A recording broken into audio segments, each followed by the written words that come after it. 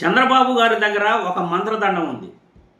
ఆ మంత్రదండాన్ని ఇలా అనేనాడంటే ఆయన ఎన్ని సంక్షేమ పథకాలైనా ఇచ్చేస్తాడు, ఎంత సంపదైనా సృష్టించేస్తాడు. అలాంటిది ఇప్పుడు ఆ మంత్రదండం పనిచేయట్లేదట. ఆ మంత్రదండం పనిచేయనందువల్లే రాష్ట్రంలో అప్పులు చేయాల్సిన పరిస్థితి వస్తూ ఉంది. రాష్ట్రంలో అప్పులు చేసి సంక్షేమ పథకాలు ఇస్తున్నాను అని చంద్రబాబు నాయుడు గారు అంటున్నారు.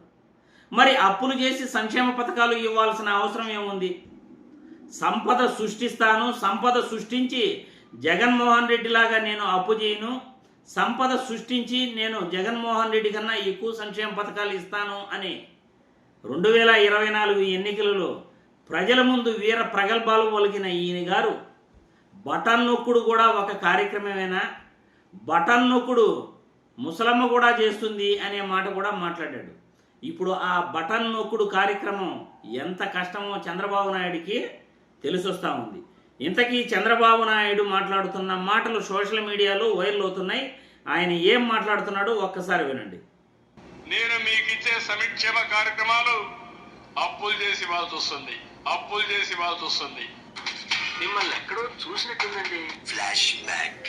కష్టపడతాం, సంపద సృష్టిస్తాం.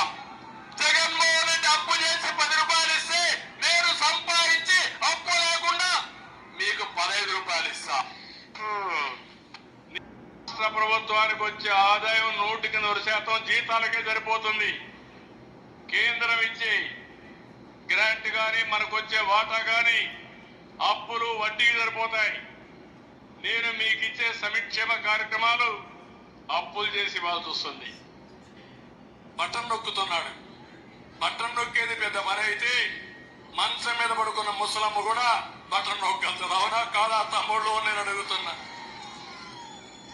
సంపద సృష్టించాలి, ఆదాయాన్ని పెంచాలి, పెంచిన ఆదాయాన్ని పేదవాళ్ళకు పంచాలి. చూసారుగా ఎన్ని మాట్లాడుతున్నాడో చంద్రబాబు నాయుడు గారు. బటన్ నొక్కుడు కూడా ఒక కార్యక్రమమేనా, బటన్ నొక్కేది మంచం పైన పడుకున్న ముసలమ్మ కూడా నొక్కుతుంది అని అన్నారు.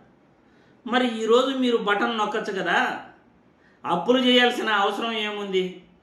నేను సంపద సృష్టిస్తాను, జగన్మోహన్ రెడ్డి లాగా అప్పులు చేయను, సంపద సృష్టించి జగన్మోహన్ రెడ్డి కన్నా ఎక్కువ సంక్షేమ పథకాలు ఇస్తాను అని చెప్పిన చంద్రబాబు గారు ఎందుకు సంక్షేమ పథకాలు ఎందుకు ఇవ్వట్లేదు?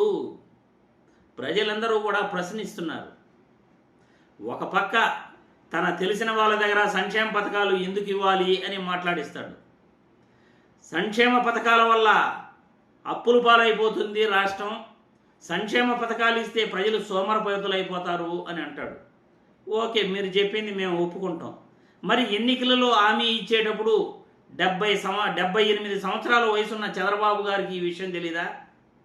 78 సంవత్సరాల వయసున్న చంద్రబాబు గారికి 48 సంవత్సరాల రాజకీయ అనుభవంతో సంక్షేమ పథకాలు ఇస్తే ప్రజలు సోమరపోతులైపోతారు, మనం ఇలాంటి అబద్ధపు హామీలు ఇవ్వకూడదు అని ఈయన గారికి తెలీదా? మరి ఎందుకు హామీలు ఇచ్చినట్లు? సంక్షేమ పథకాలు ఇస్తే ప్రజలు సోమరపోతులు అయిపోతారు, ఓకే, మరి తెలిసి కూడా ఎందుకు సంక్షేమ పథకాలు ఇస్తాననే హామీ ఇచ్చావు? అంటే ప్రజలను నమ్మించి నయవంచన చేసి ప్రజలను నమ్మబలికి వాళ్ళ చేత ఓట్లేసుకుని అధికారంలోకి వచ్చిన తర్వాత చేతులు ఎత్తేయటం, ఎన్నికల హామీలను నిలబెట్టుకోకపోవటం, ఇది కూడా ఒక నేరమే కదా, ఇది కూడా ఒక తప్పే కదా.